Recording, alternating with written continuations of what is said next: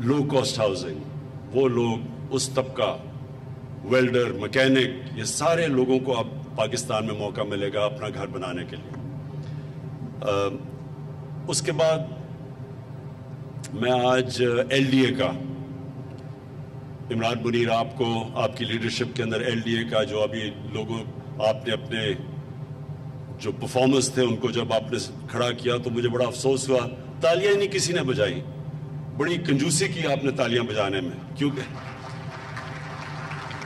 انہوں نے دیکھیں میں آپ کو ایک بات بتانا چاہتا ہوں۔ دیکھیں، جب ایک سسٹم کے اندر برائیاں آ جاتی ہیں، کرپشن آ جاتی ہے، رکاوٹیں آ جاتی ہیں، کہ وہ رکاوٹیں اس لیے ڈالتے ہیں کہ اگر جب تک آپ رکاوٹ نہ ہو، جب تک آپ پیسے نہیں دیں گے تو نہیں۔ یہ جب اداروں کے اندر اس طرح کی برائیاں آ جاتی ہیں تو جب آپ چینج کرنے لگتے ہیں یہ ٹائم لگتا ہے اور مشکل ہے، کیونکہ وہ جو پرانا سٹیٹس کو ہے وہ چینج نہیں آنے دیتا، کیونکہ ان کا پیسہ جاتا ہے، وہ سٹیٹس کو ہوتا ہے، اس کو اگر آپ اس کو اگر وہ رکاوٹیں نہیں، پیسہ راستے میں پیش نہیں کرے گا تو پیسہ کیسے اس کو بنائے گا؟ تو ایک پورا سسٹم ڈیولپ ہو جاتا ہے ایسے۔ اور بدقسمتی سے میری عمر اتنی ہے کہ ہم نے اپنی آنکھوں کے سامنے یہ سسٹم کو ڈیٹیریٹ، خراب ہوتے دیکھا، اور یہ سارا سسٹم بن گیا کہ رشوت دو تو کام ہوگا۔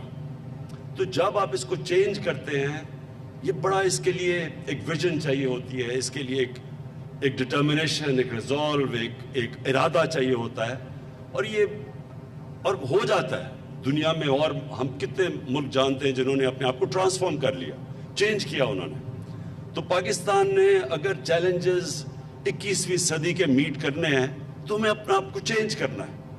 تو مجھے اس لیے خوشی ہے کہ عمران منیر نے بڑی، ان کے ہوتے ہوئے ایل ڈی اے نے، اور پھر پوری پنجاب گورنمنٹ کی بیکنگ تھی، انہوں نے بڑے چینجز لے کے آئے ہیں، آٹومیشن لے کے آئے ہیں۔ اگر ہم نے اپنی ایز آف ڈوئنگ بزنس اور کاسٹ آف ڈوئنگ بزنس نیچے لے کے آنی ہے تو آٹومیشن آنی پڑے گی۔ آٹومیشن کی بڑی ریزسٹنس ہے سارے سسٹم میں۔